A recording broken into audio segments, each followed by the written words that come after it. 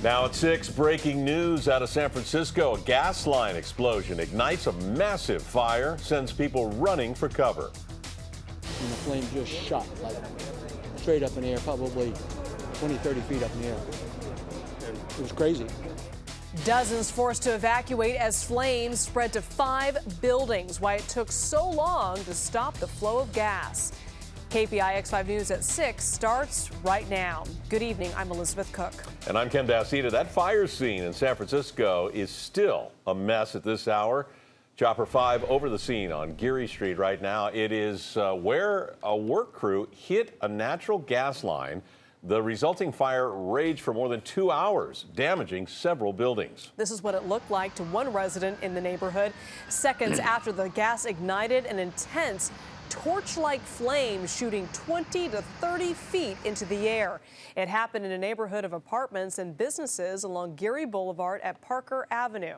Well, here's how this emergency played out this afternoon. The first report of the explosion comes in at about 1:18 p.m. The gas line was not capped until 3:36 p.m.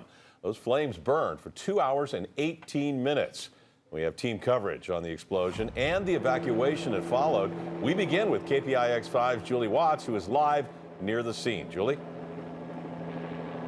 Yeah, you know, it was a chaotic scene when we first got out here today. There was flames shooting stories into the air. You can see behind me now the cleanup is beginning, and you can see the burnt out building. That's the Hong Kong Lounge restaurant. It was outside that restaurant that a company installing fiber optic cable hit a gas line, causing this explosion.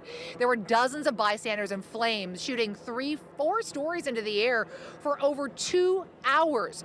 It brought back vivid memories of covering that San Bruno gas line explosion years ago, and it was clear right away as soon as we arrived that it was a gas-fueled fire. For a time, there was concern that some of the workers in that restaurant were missing. People we spoke with who witnessed the explosion were sure there had to be injuries and fatalities. Just a huge sort of fiery flare 30 feet into the air, and I grabbed my backpack and I grabbed a jacket and grabbed my laptop and I ran out the door, and that was it. And they evacuated the block, and we tried to get all older people and animals away from the wreckage, and it was terrifying. And I saw a bunch of people in front of me. They started screaming and like yelling, and so I turned around and saw the flame growing behind me. It just kind of started erupting, and I actually thought it was a bomb for a second, so I just started taking off down the street. When all of a sudden I saw the spew of gas coming out of where they were working. And I said, that's gas smoke. And within probably 5 seconds, all of a sudden it ignited, and the flame just shot like straight up in the air, probably 20, 30 feet up in the air. And it was crazy. We heard a big, almost like an air noise, like pressure is building up. So I saw people running across the street, so we both ran out. We just saw flames everywhere. Construction workers saying, get back, it's a gas fire. I couldn't believe it when I looked down. There were like flames like 50 feet high.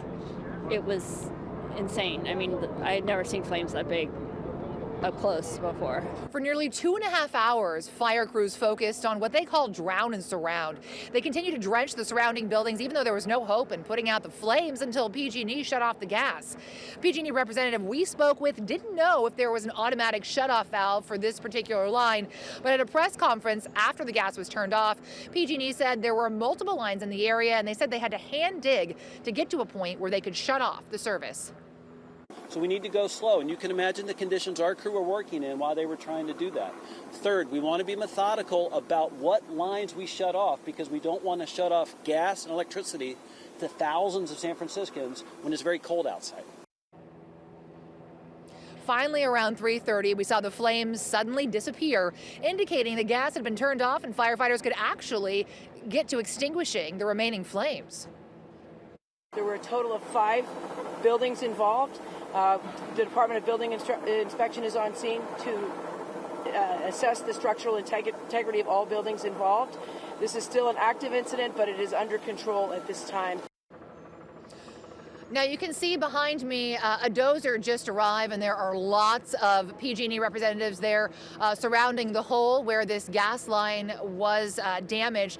Meantime, we're told that neighbors will not be able to return home tonight, and that gas has been turned off for about 300 residents. It is cold out here already, and they are going to be dealing with the cold all night without gas and heat for many of them. But I can tell you the one positive outcome in all of this is miraculously there were no injuries and no fatalities.